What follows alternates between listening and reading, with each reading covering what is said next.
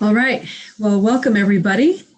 We are here for our fourth session of the PALCUS Virtual National Conference, and this is a series. We're calling it the Meet the Artist series, and it actually helps us kick off a new initiative that's a collaboration between PALCUS and the Portugal-US Chamber of Commerce, FLAD, and the Embassy of Portugal, which is a new website, Portuguese American Art Gallery.com. It will be an online exhibition, a permanent exhibition, not a one-time thing, but it's going to be an online presence showcasing Portuguese artists in lots of different mediums. Right now, we have some painters and some photographers on the website, and I encourage everyone to go visit Portuguese American Art Gallery.com. And I want to give a special shout out to Magda Vakil from the Chamber, because this was really kind of her baby and she drove it and did a really wonderful job in making it happen in a very short period of time. So Magda, it was great working with you on this. So thank you so much. And thank you to all of our partners in this website. So we'll post the website later on after and in the notes for this event, because we will be recording and sharing it.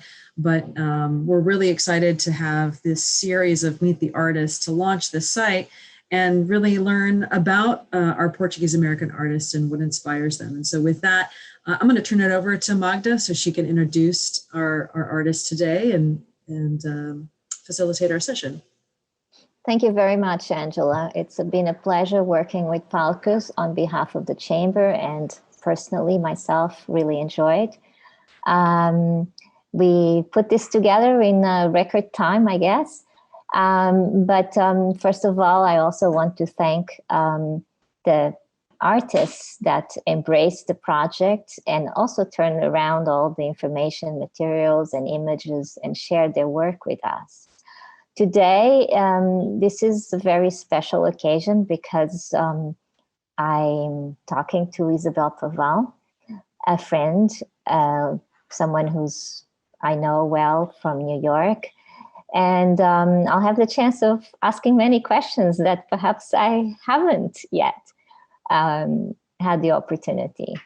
So welcome and thank you, Isabel, for being here with us. I think we'll be focusing a little bit on wanting to learn more about your work, your inspiration, and how you reconcile so many different facets of your life, because you're not only an artist, painter, but you are also an academic and a teacher and a writer. You have just recently published a book, and there's another one that is being launched now. So thank you. Thank you, Magda, for your introduction, and thank you, Angela, for having me. PALCUS and everybody who helps this initiative. Magda, you were really a good trooper.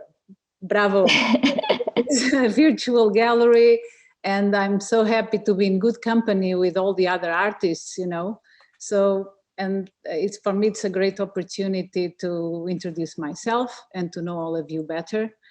And Magda, I don't know how to start introducing myself right now. So I'll kick off. Okay, thank you. So did you always want to be a painter?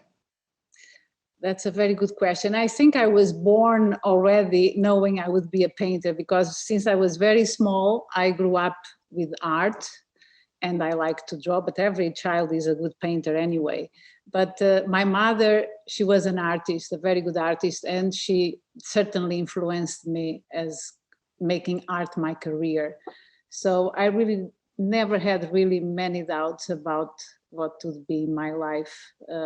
My first choice, it was to be an artist, and in fact, I think I've been following through since I practically started talking and walking. Of course, it's a long way, but yes. Have you kept all those paintings from when you were a very small child? In fact, I think there are some boxes somewhere with some of those pieces. I know I was very influenced by Picasso when I was 5, 6 years old. I used to draw a lot of Picassos. I was a big fan of Picasso, so I was making fake Picassos, my own. You have to find those, and that's another book.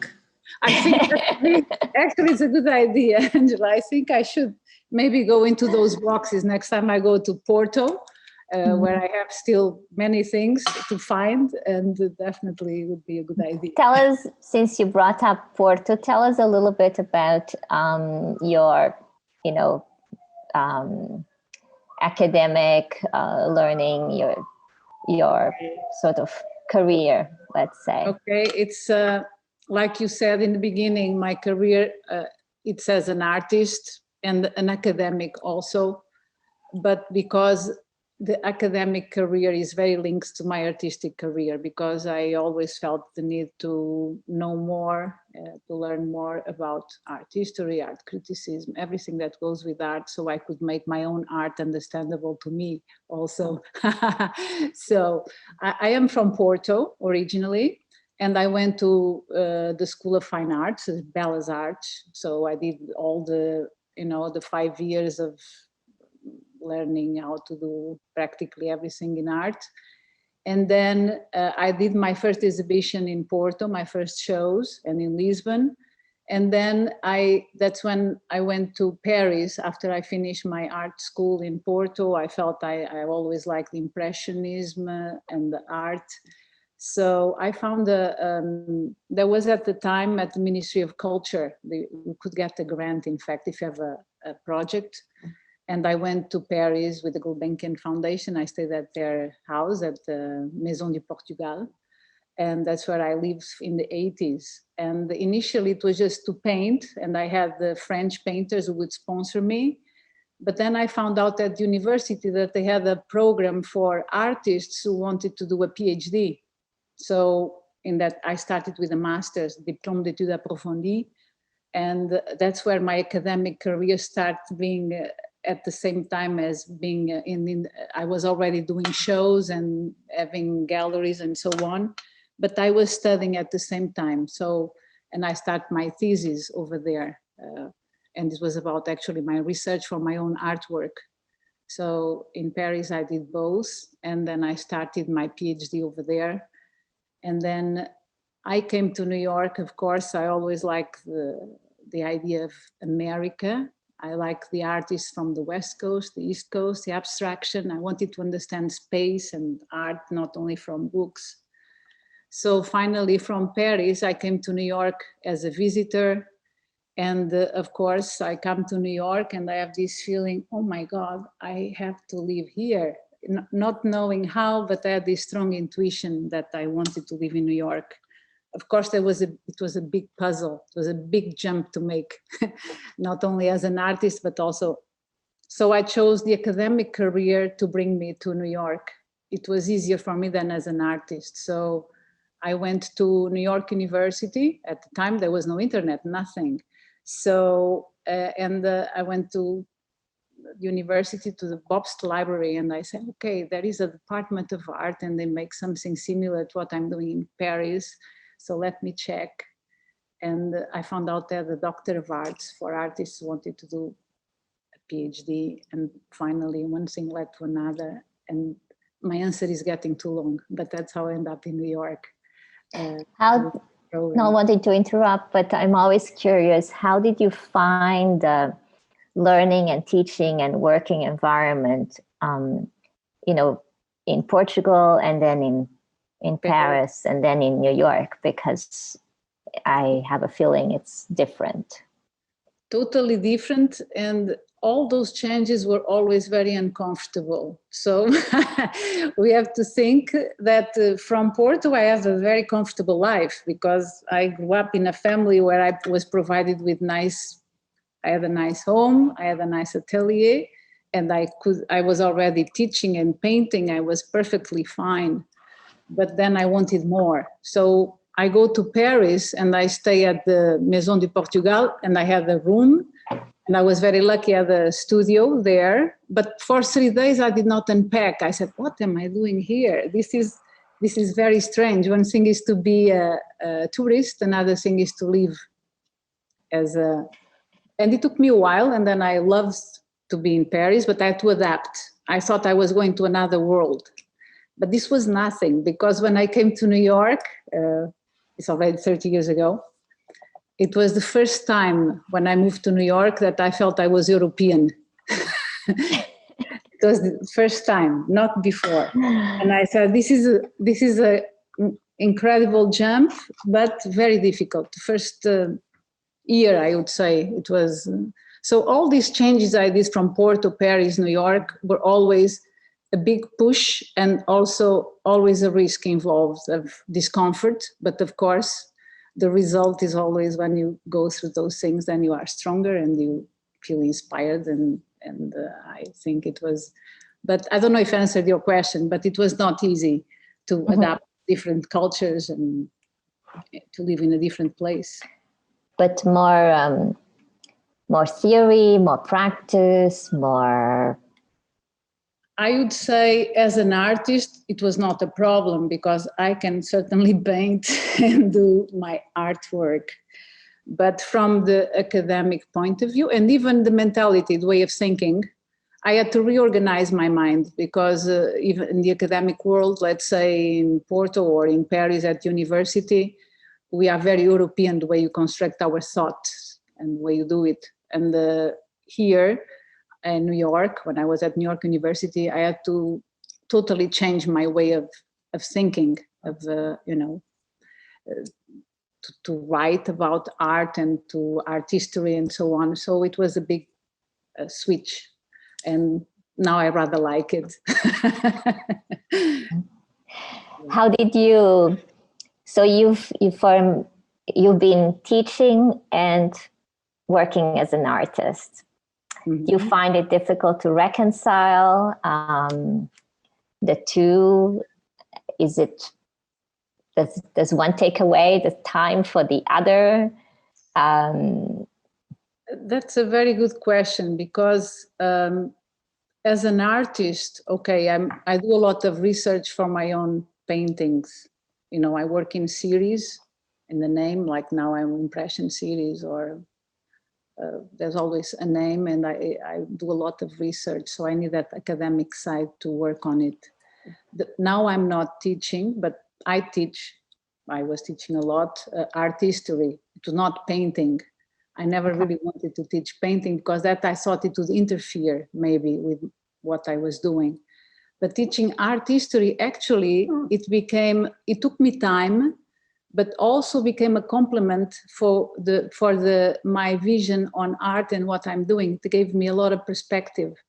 And dealing with the younger people, like I was teaching college, and I had students, last time I was teaching was at the community college, Borough Manhattan. And I had students that came from different cultures and so on. And that really gave me a lot of perspective. I learned a lot from them. So I don't know if they learn more from me or me from them. So I don't think it really interfered. That sometimes is, of course, time management. Okay, I want to paint 24 hours a day, but of course not. Life is something else. We have to do plenty of things, we all know. So, and then unfortunately you have to go to class. Well, you know. Exactly, or vice versa, you know. So it's really, I think it complemented each other. And occasionally I like to give. We have a question from the audience, okay. But before we go to that question, and since you just touched on you paint by series, tell us a little bit about what does that process involve. Okay. And then if you speak a little bit about the series from which you took the work that you shared for the art gallery. Okay. That would be that's really nice. When I say I work on series, like this last series is lasting at least 8 years. It's called Impression series, Impressions. I don't know if you saw they are on the site. I don't know if Angela, you want to show from my PowerPoint like one or two, the first, I don't know, or just talk, doesn't matter. I'll talk about it. Okay, and now can you show the next one? This is Impression series. Okay, this is, as you can see, 2012 to 2020. So it's already 8 years. This series is mostly inspired by nature. I was looking into structures of nature. But then, of course, I'm an abstract artist, so they become abstract. In the meanwhile, I'll do a lot of research because these paintings have to do with impressionism, with abstract art, with geometric art. So they become very abstract, even though you can see that there's some organic element in it. So these, maybe, Angela, do you mind to put the next one? I can show you. Okay, here is still Impression series, but it's called Impressions of Rose and Sea. This was a project I did with Nuno Judis, our poet. One day I called him, we were talking, and I said, Nuno, why don't we do a project together? Because in my art, in my research, I'm always impressed, and it's my big, tenet in my, in my series, I work with conceptual, which is the theoretical side, but also the poetic. That's it's my dissertation team at New York University. And of course, in the end, I said, okay, why don't working with a poet would make sense? So we talked about it, and then these paintings were sitting on a wall, ended up being a book, Impressions of Rose and Sea.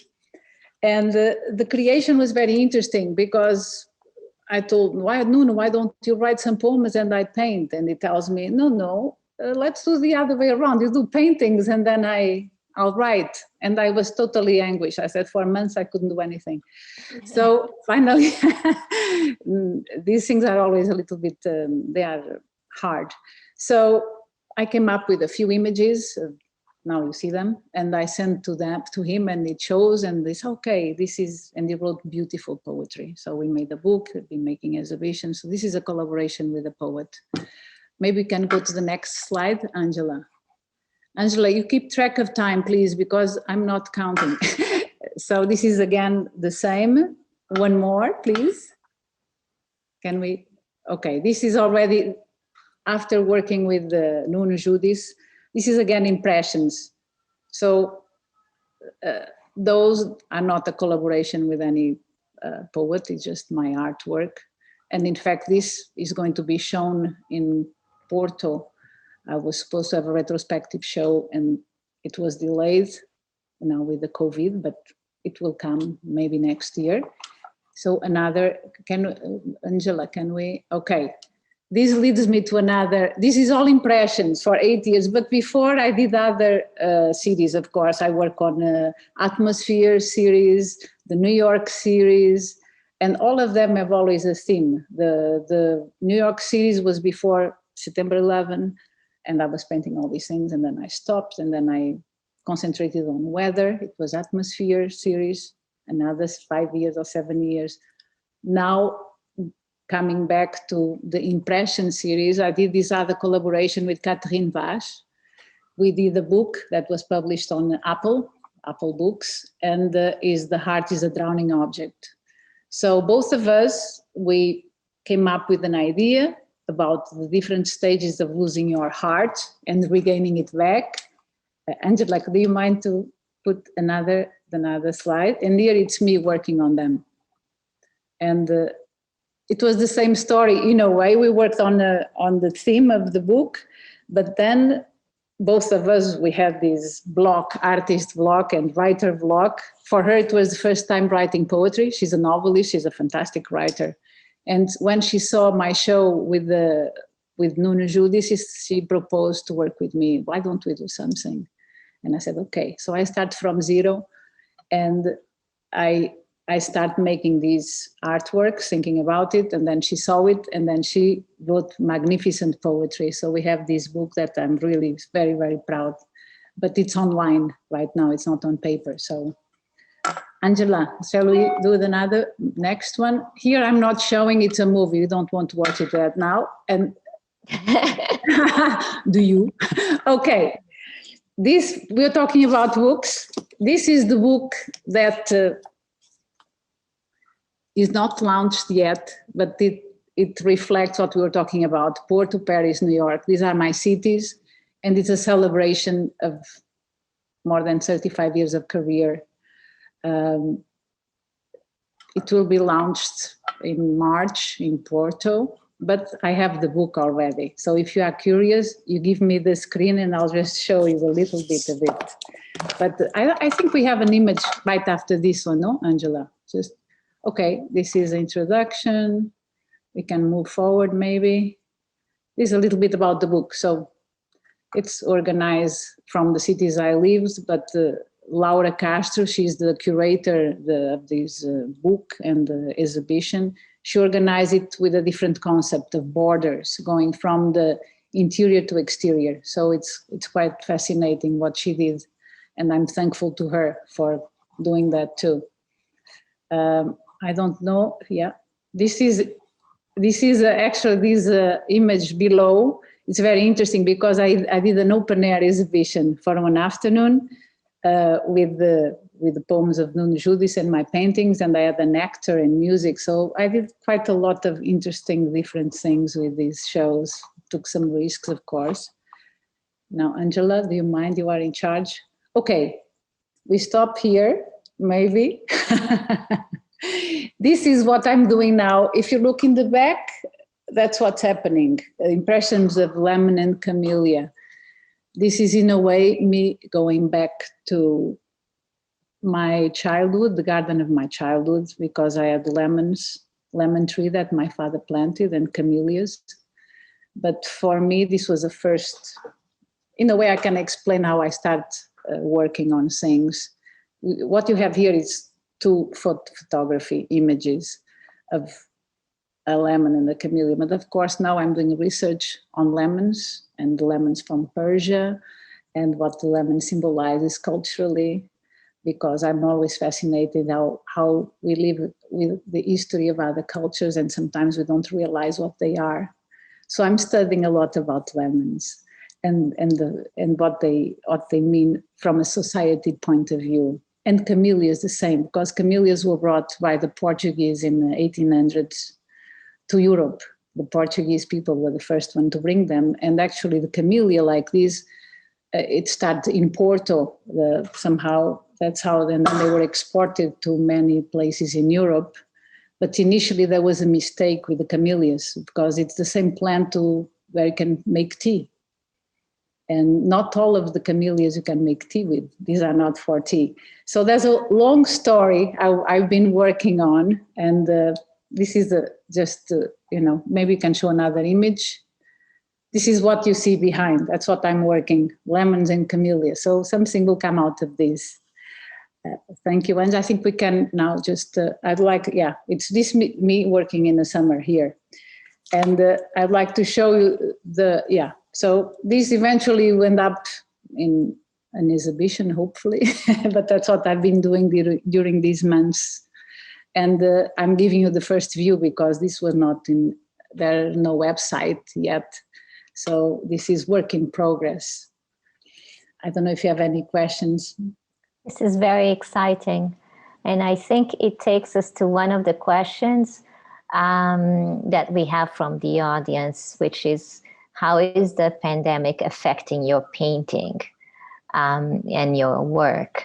One thing we know for sure now is the limitations on exhibitions, on gallery shows, and of course the launch of your book is being delayed because of it. But yeah, so I have to say, initially, I am very grateful to have this great space, being in Oyster Bay and having, I feel I'm very grateful for that. Of course, at the time that the COVID, this crisis, health crisis appears, it was exactly 2 weeks before or 3 weeks before my show in Porto, the retrospective, and the coming out of this book. So of course, like everybody else, I had all these plans postponed and delayed, and we don't know, maybe now it's going to be next year. So from that point of view, and the traveling being impossible was another big issue, also personally. But on another side, all of a sudden I found the time and the good spirit to concentrate on my painting. So from the creative point of view, I think it has been very positive. And it's quite interesting because this is a time that I'm working and creating without really thinking that I'm going to, okay, this is for a show, this is for selling, or this is for, no, it's totally creating in a total freedom of spirit. So that, I think it was somehow a blessing. That's the good side. I'm not talking about the bad sides because all of us know the big problem all of us are living and witnessing. So, but from the creative point of view, I think it affected in a positive way my art. Somehow I see it changing. I don't know, maybe with time I will have more perspective to think better about it, but I feel that creative urge, I think it's survival in a way. Because just is a small story. I went to the doctor last week and they ask you now, do you have suicidal thoughts? Because many people are going with big problems and depression and so on. And doctors now, they ask you that, even if you go to not a psychiatrist, if you go to a PC. And I just said, you know, I'm very lucky because I paint. So in a way, it's been a saving grace. It gives me a lot of hope. I think a lot of people are trying to get busy finding a hobby. I have a question related to that, Isabel. So do you find that the pandemic and, you know, your emotions or how you're feeling about things has been reflected in some of your current work? Absolutely. What you're doing now? Yeah. How is it different than what you've done before? Well, I never, with my artwork, I never made any kind of compromise with. It's a very serious artwork, just not visual. It always evokes something behind. There's always a study and a reflection. And I think the artwork I'm doing now is in the same line what I was doing, but eventually it will be an echo of what we are going on in terms of society, in terms of feelings, in terms of what are we going to do with the future? How can we make it better and more, you know, because we live very, very strange times, but I think there are great opportunities to come out and do the best you can. So I think it reflects that too. I don't know if I answered your question. Yeah, no, absolutely. Okay. We do have another question, Magda. I don't know if you want to ask that one now, or do you have something else? You're on mute, Magda. I didn't want everybody to be listening to all the noise of the traffic in New York City. So the question is, it's actually very interesting, and I'm also curious to know what your answer is going to be, especially as there's some the art scene in Portugal is so busy, or has been so busy in the last few years. Mm-hmm. So if you were to organize an exhibition of Portuguese artists in the US, which ones would you pick and why? The Portuguese artists that live in Portugal? Yes. That's a tough question. It's a tough question. You know, I think there are a lot of very good artists in Portugal, of course, like everywhere else. I'm going to put it this way. The fact that I've been away from Portugal for 35 years, more or less, and I've been exhibiting my artwork all over the world somehow. I went to China, India. I always like to go to a different culture. I love to see that project going on, to have Portuguese artists here. in New York, but also because my career has been so unique. I'm not part of any kind of groups in many ways because I'm away from Portugal, even though I show there quite a lot. I always feel like an outsider. This is just to come to that thing. As an outsider, I don't know, I would have to really think well. I think I could certainly help and look. I'm not talking about names because I don't want to be unfair to the ones that are unknown. I'm very aware of this right now because there's a lot of people who are great artists, but because they are not part of a specific group, they tend to be forgotten. And if I was to help organizing something like this, I would bring myself to make a very, very deep research, not only on the known ones, those are easy names to drop, but I would go also for artists who have very serious careers and have been somehow forgotten. So I would say, if there's such a thing as an establishment of artists, I'm anti-establishment. This is the pandemic. I'm becoming an anarchist. I think that's fair. So to those who are attending on Zoom, we're going to open the lines. So if you would like to ask a question, just go ahead and shout it out. But we're going to open all the lines. So does anybody have a question?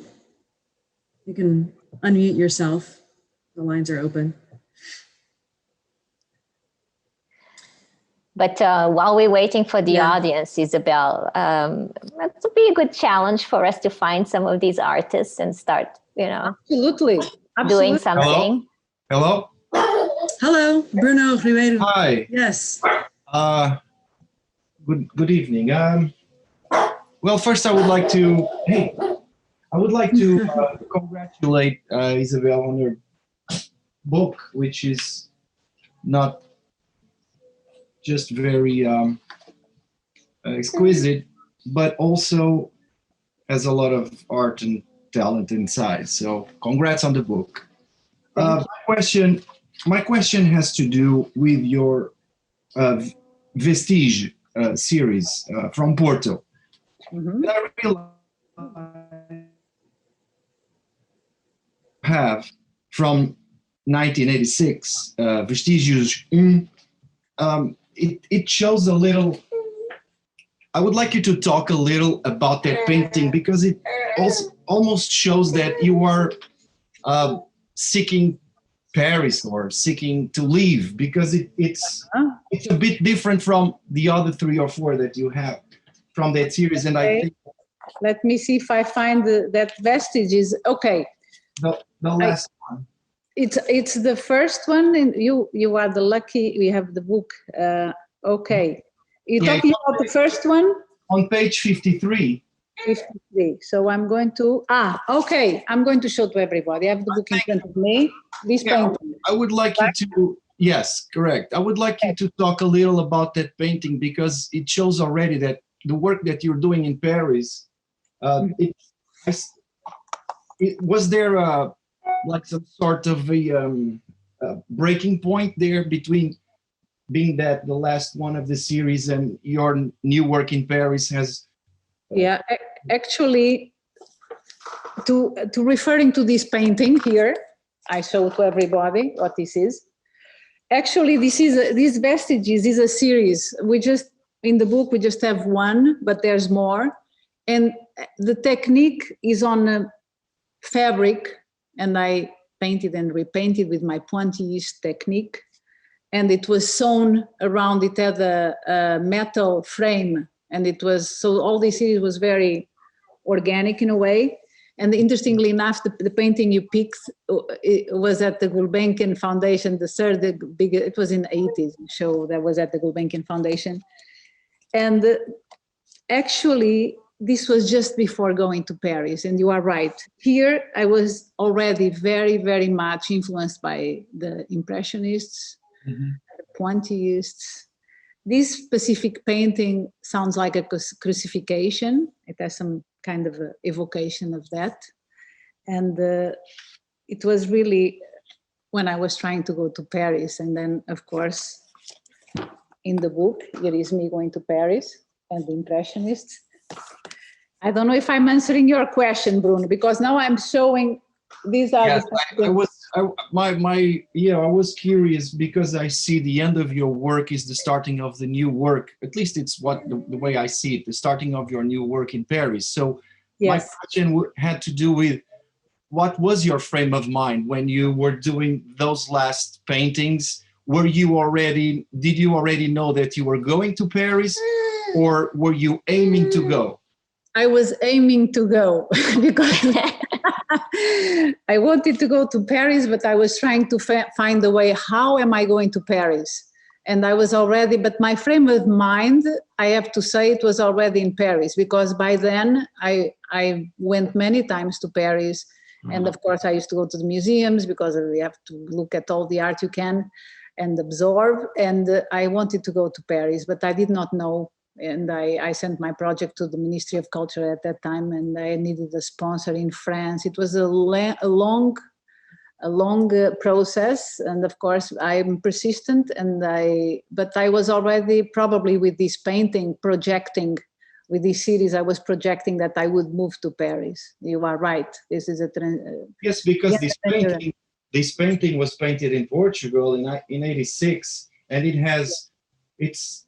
The way I see it is a crack from the past, and the work that you are doing in Paris is which is the same series, you named it, the same series. Yeah. But this last one that was painted in Portugal has more to do, in my opinion, with the ones that are in Paris than the one behind. No, that's a very good point. I like your question, and it reminds me of that time. And in fact, yes, I was already in a frame of mind of Paris, the same way that my last years in Paris, I was already in a frame of mind for New York. But it took me a while to get to New York, because you need to prepare yourself. But it's interesting, this idea of being ahead of your, how to say, you live in a place, but your mind is already in the future. You're trying to follow a dream, let's say. So definitely, yes, it's a good question. Thank you. It gave me the opportunity to go back to my first jump, second jump. Did I answer it? Yes, thank you. Okay, thank you. If you don't have questions, I will show you. This is the book that is going to come out, and it's quite, it's all the tour to Paris, New York, and so on. It was for me, quite an accomplishment to have done this. And I'm quite happy. That's another thing, in the middle of this pandemic, the fact that finally I got the book done, even if everything else is on standby, it made me feel quite happy that, I have it. So I have a record of my research along the years. And I'm really looking forward to the lemons and camellias, because thank you. Let's see. For me too, I've had growing up, I always had a lemon tree in the back garden, and so there's this smell and this idea that sort of stays with us. Yeah, it's quite lemons. I think coming from Portugal, California, I mean many places, but from Portugal we always have these lemons, because it's a tree that is very generous. It gives you all the time. And I have a small tree in my home for many years here, a small tree, a lemon tree, and very small, and it's always giving me lemons or flowers, either or. So somehow it's an inspiration for something else, but also a reminder of other places in the world, the other cultures, because I think being Portuguese and American, I'm Luso-American, but Portuguese, we like to embrace different cultures. It's within us, that curiosity. We are not, I don't think we make that, we blend in. I think we are, in our culture, we have this thing of blending in, still keeping your roots, but we are also always so curious about what other cultures do, and I think it's part of our lives. And as for me as an artist, this is really a major inspiration to be able to do that,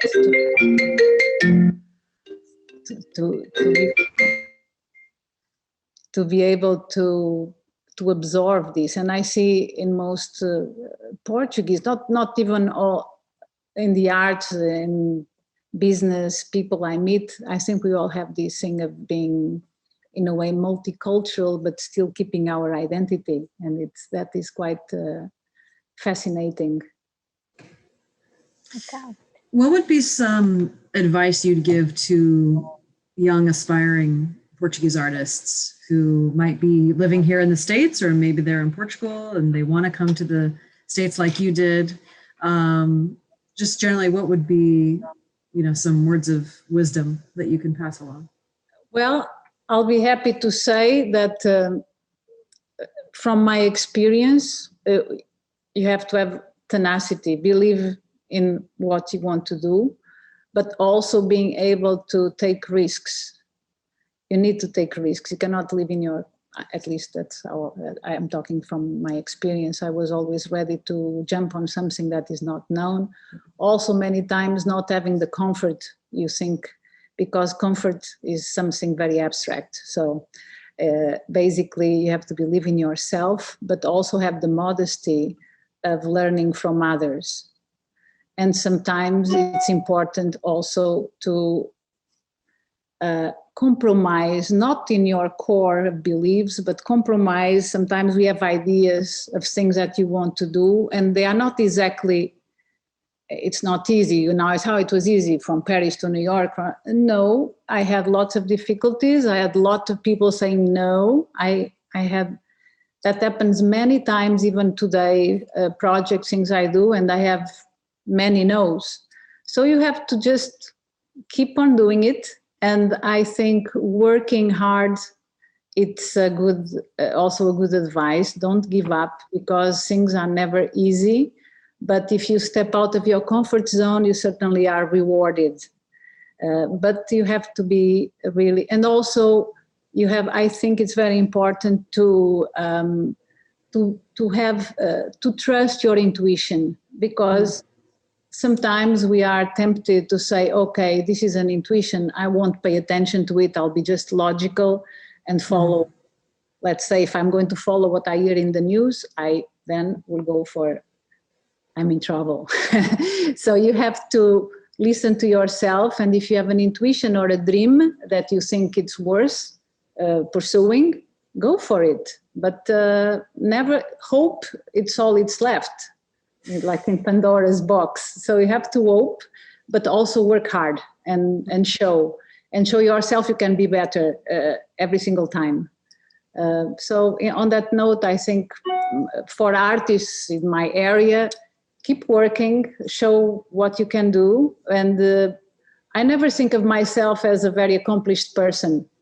Even now that I can look at all these books and whatever, I think I can do better or more. So it's important, I think, to have this and be able also to accept the others, other cultures that are not yours, other ways of doing things, and be open to that, So that's my advice. And what from as an extension of that, and maybe you can talk a little bit about what you did in the early days, but making a living as an artist, how do you start to generate revenue, especially if you're just starting out? Okay, that's a very good question. I think it was one of the reasons, one of the components I didn't mention before. It's when I was doing the art school in Portugal as art, I was thinking, okay, I'm an artist, I want to be a professional artist, as I am, but if I'm not selling paintings, it's going to be difficult to live, because I don't have a big inheritance to live from. And I want to go, I was very independent since my 20s. I lived on my own. So that was also one of the things when I did my academic career, and I continue, this was to teach. I had a teaching job. So that brought me a I could have a salary from that since very early. I started teaching. I was still working in art school. I was already doing silk screens. I was enterprising for other people, and I was doing artwork for textile companies. And I was never ashamed to do other works to live, but to teach was one of them. That was more, of course, during the 90s, I was selling a lot, having a lot of shows. That was good, but I always had the back plan of teaching, which was always and very rewarding too. And sometimes I had other things that appeared that I could do. I do some money, of course, but mostly teaching. I think my academic career served me well as a balance between one thing and the other. So that is important to compromise sometimes, like I was saying, I love to teach, but also I like to have a salary, a steady salary. And sometimes I sell a lot. Okay, I go on vacation, but I don't like to compromise the sense of that I would change my style of painting, let's say, because it would sell better. I would not do that ever. So I do what I do. If I have a market for it, I'm extremely happy. But if the market is behind me or ahead of me, we'll catch up eventually. But I would not do something that is fashion, or that part is the only thing I really do not compromise. But working, yes, teaching or doing other things, of course, yes. Have parallel careers in a way. Thank you very much, Isabel. I don't know if there's anyone else who wants to jump in with any questions. I think this has been extremely informative, and we hope to continue to have your participation in our online gallery. Thank you. And also, Isabel agreed privately with me to continue to collaborate, and as we find new artists that want to join, and to create other initiatives around the art gallery that we have set up with the support of the Embassy of Portugal, FLAD, of course, PALCUS, and the Chamber of Commerce. So our next event of Meet the Seers is going to be on Wednesday evening with Peter Pereira, a photojournalist, so a completely different style. And we hope that you can join us. Isabel, when we were speaking this morning, you were saying that you found it interesting that we had such different artists in the gallery. I love my colleagues. Congratulations to you all. I'm looking forward to meet with you on the next events. And let's do something together. I'm totally, it's wonderful. Mm-hmm. And Magda, I really thank you, and Angela, and all because this is, I think it's a wonderful opportunity for us to know each other better and to learn from each other. Thank you. Absolutely. And we want the word to spread, and other artists to join. I'm sure there are a lot of Portuguese American artists hidden across the United States. Yes, so if you're out there, reach out to either the Chamber or PALCUS, and let us know that you want to participate in the site, and we'll get you up there. Thank you so much. Thank you, Isabel, again, and Angela. And it's been an honor for me. Okay. You've been a great partner, and thank you, Isabel. Much continued success. And the next time I'm in New York, or if you're out here, definitely, we should all, we'll all get together and celebrate the success. Okay. Thank you, everybody, for listening on Zoom, and everybody who watched on Facebook as well. This will be recorded and posted online in a couple of weeks. So until the next event on Wednesday. Okay. Thanks, everybody. Thank you. Bye-bye. Bye. Thank you.